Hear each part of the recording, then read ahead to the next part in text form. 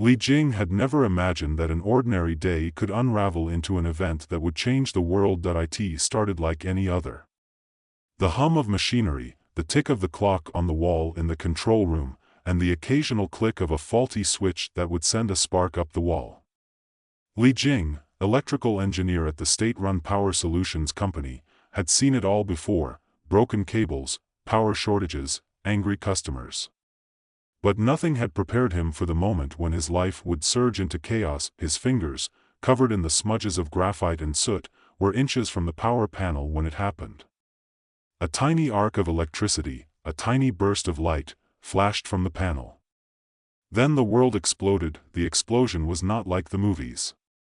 It didn't have that instant impact that sent you flying backward. No, the explosion at the power plant in the middle of nowhere was slow and deliberate, building in pressure, as if the earth itself had decided to punch the sky. Li Jing felt the shockwave first, something like an invisible fist slamming into his chest, knocking him flat onto the cold concrete floor. Then came the light, bright, electric blue, and the hum, an eerie, bone-chilling buzz in the air, like the sound of 1,000 electrical circuits all trying to speak at once. For a few moments, he thought he was dead. He thought he had been vaporized in the blast, a mere speck of dust in the wind. But when the smoke cleared, he was lying in the rubble, covered in soot, with his heart racing like a jackhammer. His hands tingled, the sensation unlike anything he had ever felt before. It was like being touched by a storm, his skin vibrating with energy he could neither understand nor control. He sat up, stunned, and looked around. The facility was a ruin, smoke pouring from the shattered walls, and the flickering lights of his panel casting eerie shadows on the jagged debris. But Li Jing could still feel it, the hum. The power was still there, coursing through the cables like veins beneath the surface of his skin. What happened next defied explanation. As if by instinct, his hand shot out toward a nearby switch, and with it, the power came back to life. The lights flickered on. The machinery hummed. The panels blinked in their usual rhythm. The entire facility seemed to breathe again. But it wasn't just the power he had restored. It was as if he had merged with it, his body in sync with the grid. Li Jing could feel every power plant in the area, every electric line stretching across miles of land, each one alive under his fingertips. He could sense their pulses, their needs, their struggles. It was as though the entire electric grid was now an extension of his own nervous system. He pulled his hand back, afraid to touch anything else. What had happened to him?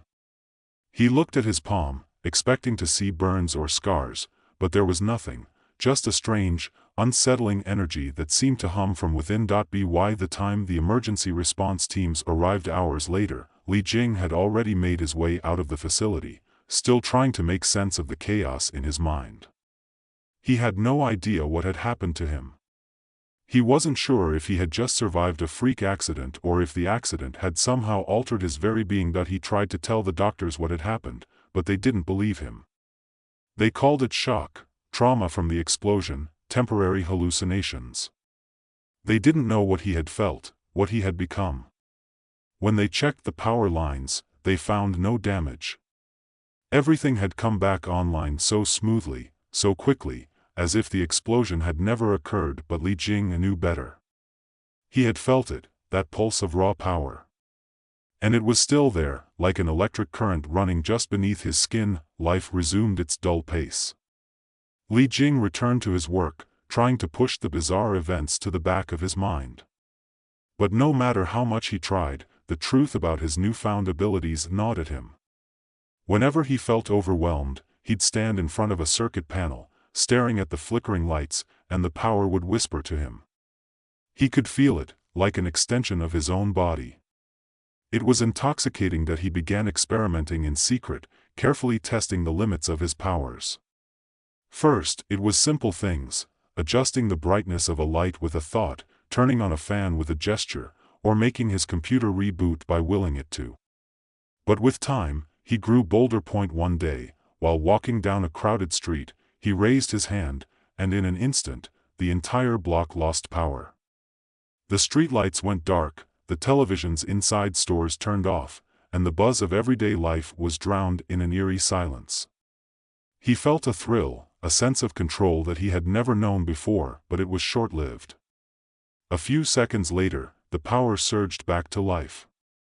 People on the street looked around, confused, but Li Jing quickly moved away, his heart pounding in his chest. What was he doing? He couldn't control it like that, not yet. The electricity was unpredictable, and he was still learning how to harness it. It was just a few days later that everything changed. Li Jing was sitting at his desk when his phone rang. The caller ID showed an unlisted number, but something about the call felt important. He answered it, his mind still preoccupied with his experiments. Li Jing? The voice on the other end was authoritative, clipped. We've been watching you. We know what you can do. Li Jing froze. Who is this? You don't need to know who we are. What matters is what you can do. We need you. The man on the phone spoke in a way that left no room for argument. He didn't give Li Jing a chance to decline, and within hours, Li Jing found himself in a government facility, sitting across from a man in a sharp suit, his face hidden behind a pair of dark glasses. Li Jing, the man said, his voice smooth but firm, we need you to help us with a global problem.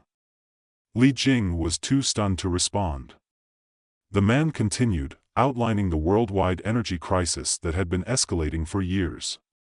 The oil reserves were drying up, fossil fuels were becoming unsustainable, and the world was on the brink of a massive collapse.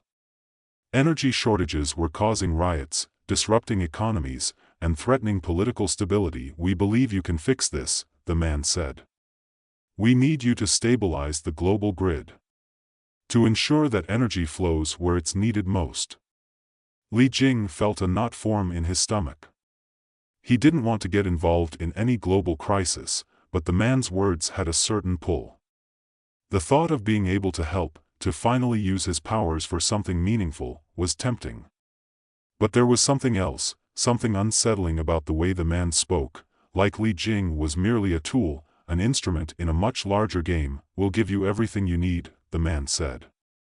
Technology, resources, security.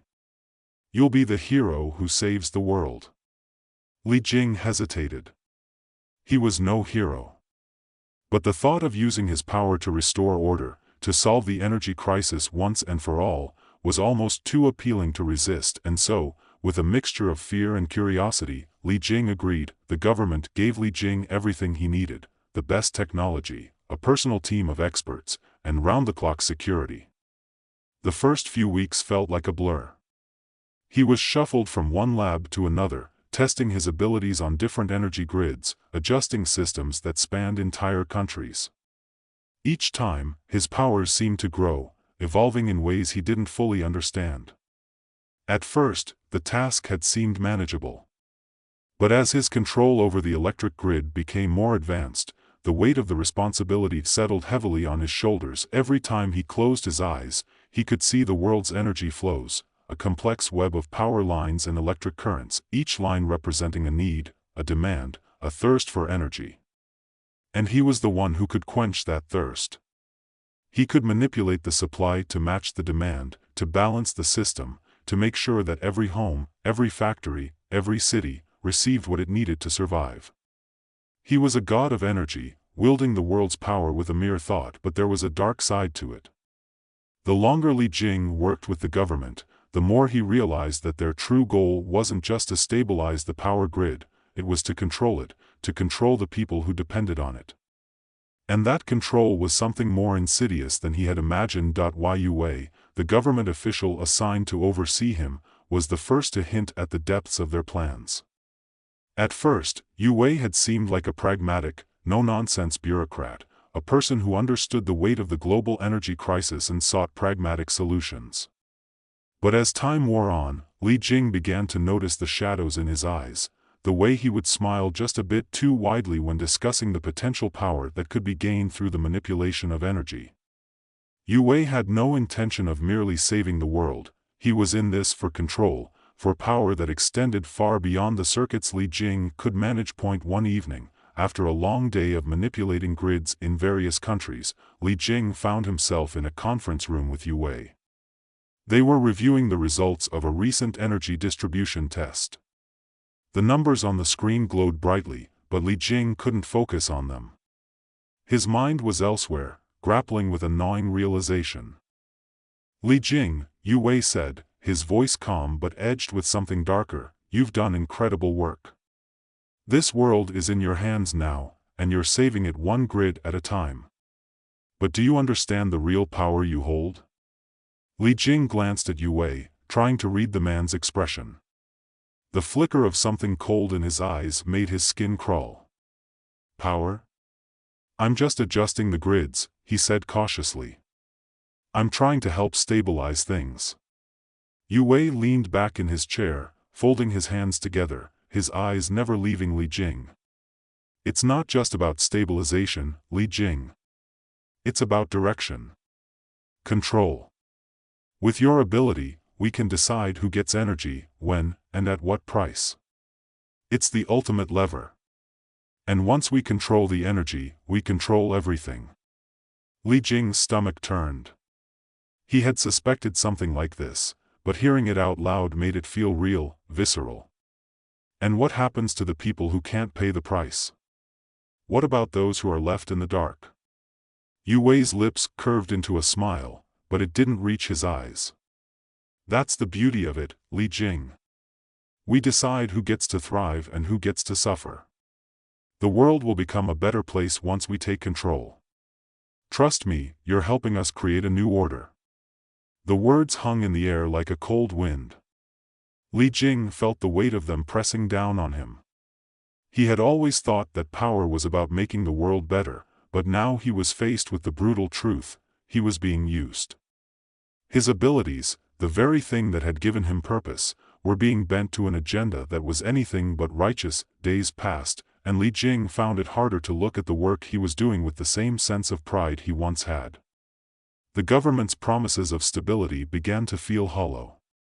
He could see the cracks in the system, the way they manipulated the energy flow to cause artificial shortages in certain regions, using fear and scarcity to keep people under their control. And with each adjustment he made, each shift in the flow of power, he became more and more complicit. Then, one night, as Li Jing was sitting alone in his office, trying to clear his mind, a different voice came to him. It was a woman's voice, low and urgent, as if she were speaking directly into his ear. You have to stop them, Li Jing. The voice was soft but firm, almost like a whisper that cut through the chaos of his thoughts. Li Jing froze, looking around the room. There was no one there. But the voice continued. They're using you. You're not saving the world, you're helping them destroy it. They'll take everything, and when they're done, you'll be nothing more than a tool, a puppet. Li Jing's heart raced. Who was speaking to him? Was it just his mind, playing tricks on him? He stood up, his chair scraping against the floor, and walked to the window. The city lights below shimmered in the distance, like a sea of electricity stretching as far as the eye could see. It was beautiful in its own way, but it also felt wrong. The people, the businesses, the industries, he could control them all with a thought, manipulate their power, and make them dance to his will.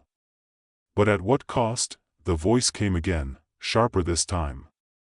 You have to break free. You have to stop them before it's too late.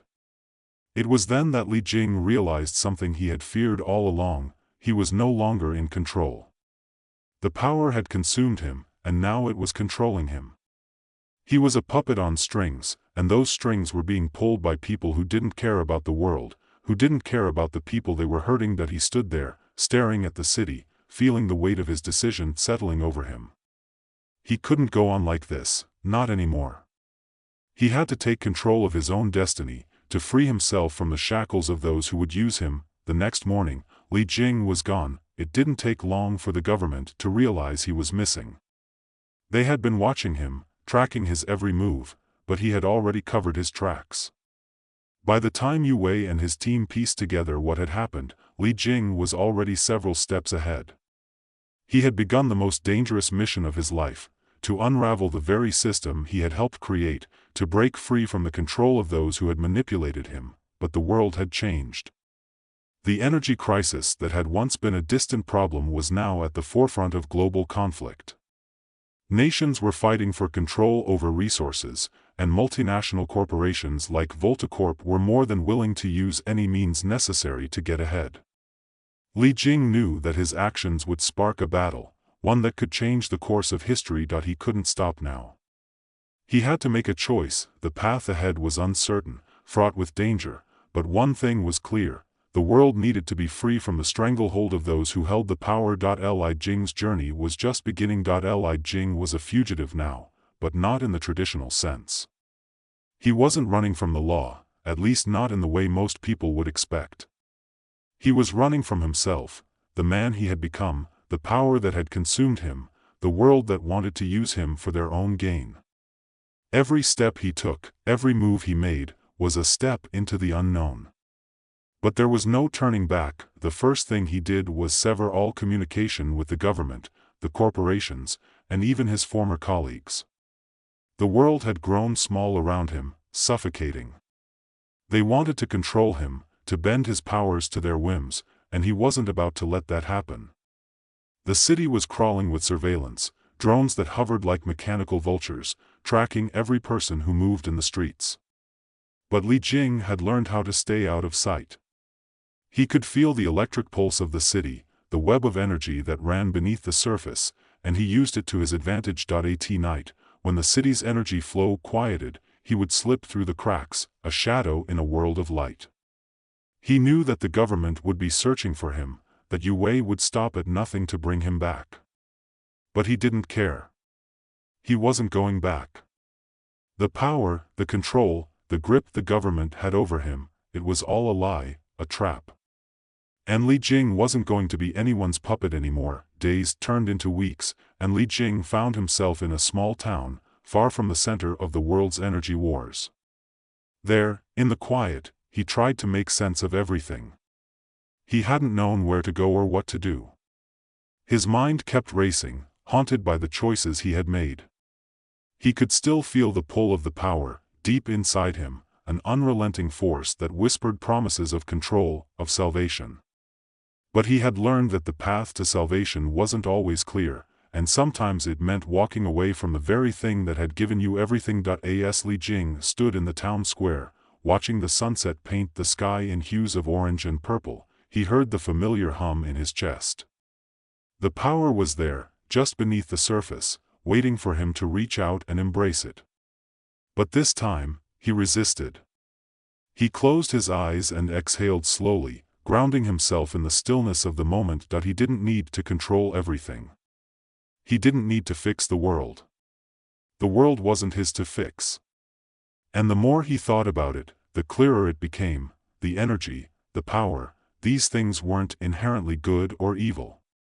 It was the people who used them, the ones who sought to control, to dominate, who made the choices that shaped the world. In the distance, he saw a small cafe, its lights flickering on as the sun dipped below the horizon. Li Jing walked toward it, his mind still a swirl of thoughts, but there was a new clarity in his step. He couldn't undo what had been done, couldn't take back the choices that had brought him here. But he could choose what came next. And that, he realized, was the only thing that mattered. Inside the cafe, the air was warm, filled with the smell of coffee and baked goods. The hum of conversation mixed with the soft music playing overhead, and for the first time in a long while, Li Jing felt a sense of peace. He took a seat at the counter, ordering a cup of coffee from the barista, a young woman with a friendly smile. As she handed him the cup, their fingers brushed lightly, and for a brief moment, Li Jing felt the world slip away. No more surveillance. No more crises. No more power games. Just a fleeting moment of normalcy. But his peace was short-lived. The door opened, and a group of men in dark suits entered the cafe. They were tall, their movements precise, and their eyes scanned the room as they walked toward him. Li Jing's heart rate quickened. He knew exactly who they were. Government agents. They had found him. They hadn't given up, not yet. The leader of the group, a man with sharp features and a cold smile, approached Li Jing without hesitation. "Li Jing," he said, his voice smooth but firm. "We've been looking for you." Li Jing didn't flinch. He had expected this.